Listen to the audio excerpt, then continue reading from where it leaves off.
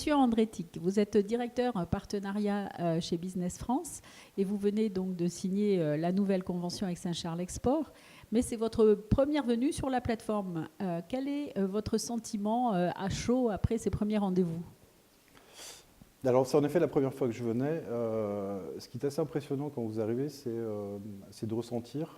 Alors d'abord, la qualité des infrastructures, ça ne fait aucun doute, et vous êtes réputé pour ça, ce qui vous permet d'avoir les résultats que vous avez, mais c'est surtout la force du collectif. Et ce sont des valeurs qui rejoignent totalement celles de Business France, c'est-à-dire que se projeter à l'international, c'est une nécessité, on l'a dit toute la journée, mais ça ne peut marcher que quand on y va ensemble. Et en l'occurrence, c'est là où vous rejoignez totalement les valeurs qui sont les nôtres au quotidien. C'est pour emmener des collectifs d'entreprises, pour leur permettre de réussir individuellement ensuite, aussi à l'étranger. Et donc ça se sent dans toutes les relations qu'on a pu avoir. Et on se faisait la réflexion avec certains de vos membres là, il y a quelques minutes, qui était de dire que historiquement, ça n'a pas dû être facile. Ça n'a pas dû être facile de mettre en commun toutes ces expertises pour leur permettre de poursuivre un objectif, en tout cas en projection à l'international qui est commun, parce qu'on a des métiers totalement différents, et j'avais en mémoire une actualité un peu malheureuse qu'on voyait relayer dans les médias il y a quelques années en se disant mais tous ces gens-là se sont mis ensemble et ils ont réussi à construire un superbe outil qui est assez unique en son genre finalement, parce que je ne connais pas d'équivalent ailleurs en France, en tout cas dans celle qu'on a pu voir, et donc c'est quelque chose qui a une force absolument inouïe. Et en tant que représentant d'une organisation qui est au contact des acheteurs au quotidien, c'est une force dont vous devez vraiment être fier et qui vous permet de vous projeter vraiment à l'international, en tout cas qui vous donne beaucoup de crédibilité face aux acheteurs. Merci. Une nouvelle convention vient donc d'être signée il y a quelques minutes. Que représente pour votre organisme un partenaire comme Saint-Charles Export? Et est-ce que cette convention est une convention comme une autre ou est-ce une convention classique? Y a-t-il des points particuliers que l'on peut signaler?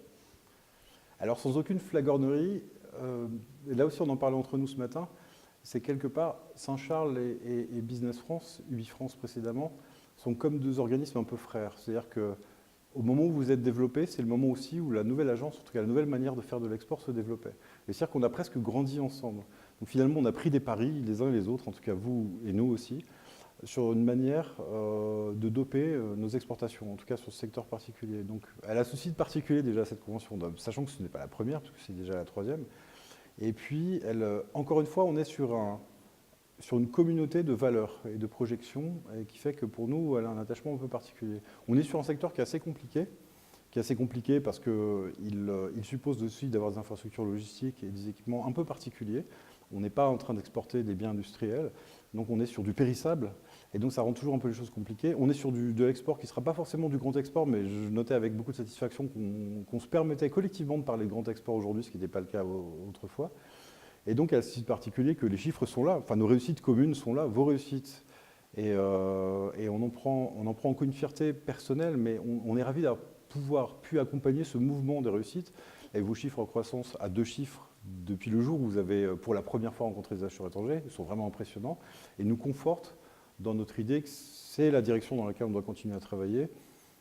Quitte d'ailleurs, elle a ceci de particulier aussi, que c'était une des premières dans cette configuration-là, en tout cas la venue d'acheteurs étrangers pour nous. Et puis, c'est sans doute la formule aussi à développer ailleurs en France et sur d'autres secteurs d'activité.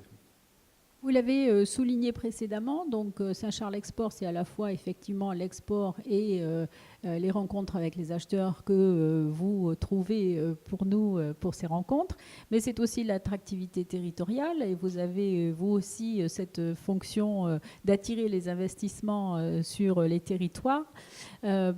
Vous avez évoqué également la question des VIE. Donc, vous savez que Cyril Gornès, directeur général des services, est aussi conseiller du commerce extérieur à la France.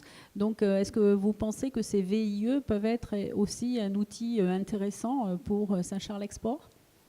Définitivement, vous avez acquis une telle maturité dans votre présence. Et puis, on en parlait, vous disiez, nous sommes allés voir des acheteurs allemands, nous avons beaucoup de volume avec l'Allemagne, pour autant, nous avons un quotidien à entretenir.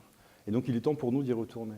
Le VIE est une bonne solution pour chercher à l'export dans la mesure où vous assuriez, vous pérennisez une situation sur place. C'est-à-dire que vous avez quelqu'un qui est votre représentant qui est sur place et qui peut relayer au quotidien votre travail et continuer à trouver des acheteurs, d'ailleurs en étroite collaboration avec les équipes Allemagne de Business France. Mais typiquement, c'est un exemple très concret. C'est-à-dire que c'est quelqu'un à vous qui est le vôtre et qui est là pour faire du développement commercial au profit de la plateforme. Alors oui, vous avez la maturité suffisante. Tout le monde n'est pas prêt à avoir un VIE à l'étranger. Et puis, collectivement, et là, vous parliez des CCEF, et c'est vrai que collectivement, puisqu'il s'agit bien d'un écosystème et d'un travail d'équipe, nous pouvons trouver des solutions aussi pragmatiques, une fois que le VIE est identifié, lui trouver une solution d'hébergement.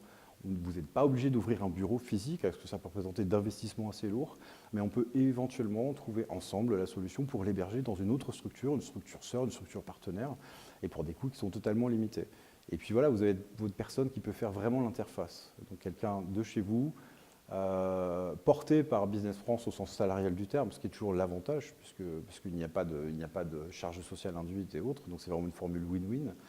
Mais c'est le vôtre, et je pense qu'on arrive au moment où ça y est, vous êtes mûrs, et je pense qu'on peut travailler ensemble avec l'équipe VIE. Je ne vais pas hésiter du tout à vous les envoyer dans les jours qui viennent pour commencer à évaluer la manière dont on pourra mettre en place un VIE ici ou là.